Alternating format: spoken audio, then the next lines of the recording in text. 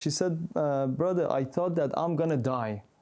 The Bishop of Iran and Afghanistan, Hamid Reza al-Mahdi, gave us a quick glimpse into the various cases of persecution seen by members of the faith in Iran.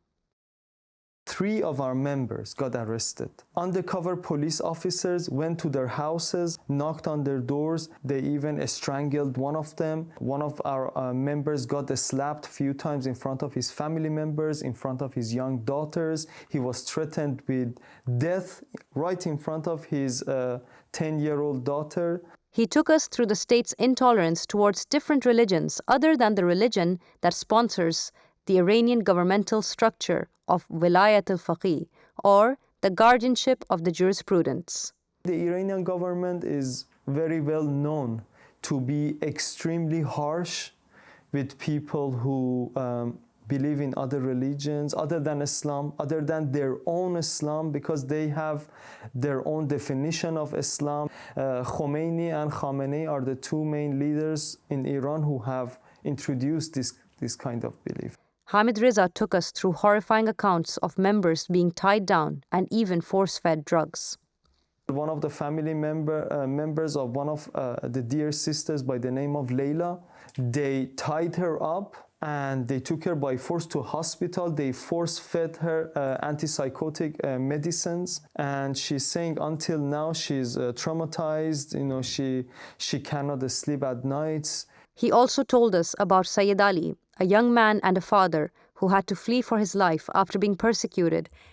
We also have many other extreme cases, such as Sayyid Ali, who is another member of our religion, who was beaten up by the undercover police officers to the point that his head was split open, and he was about to die.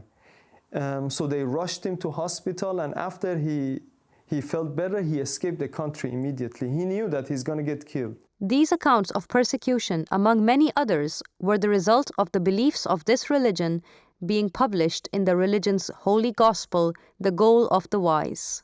Especially after the release of this book, things started getting very serious. They decided that they wanted to leave the country. They were seeking asylum. They were looking for a safe place to live. So 15 of these Iranians, they gathered together.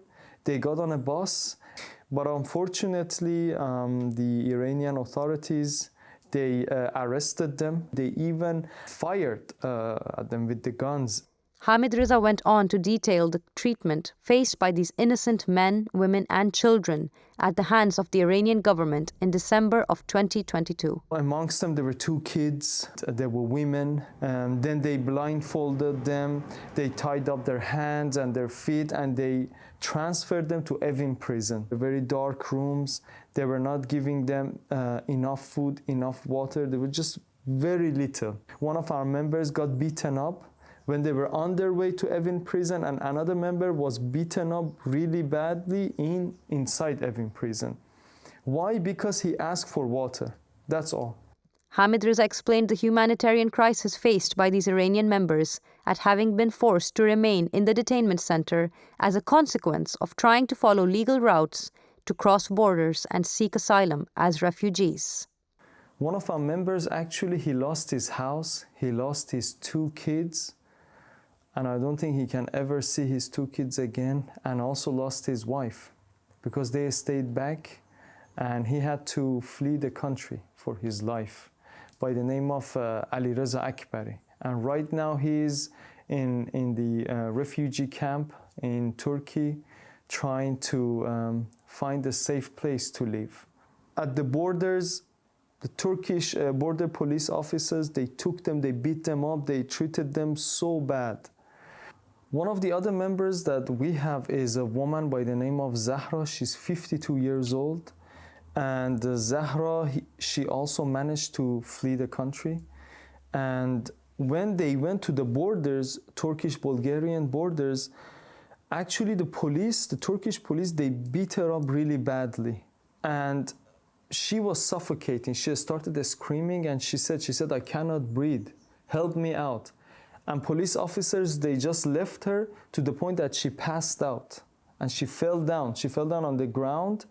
And other Iranian sisters, when they saw that, they were trying to go help her, but the police, they didn't let them. And Sister Zahra was on the ground for about 20-25 minutes. You know, you have to understand, this woman is 52 years old. And when I talked to her after a few days, she said, brother, I thought that I'm gonna die. And she said, these people have no humanity in them. They have no understanding. And I felt like I'm in a jungle and there is a bunch of wild animals jumping on me. They are trying to eat me alive. That's how she felt. And this is how our innocent members have been treated all these years. The fight to free these innocent people and find a safe refuge for them continues.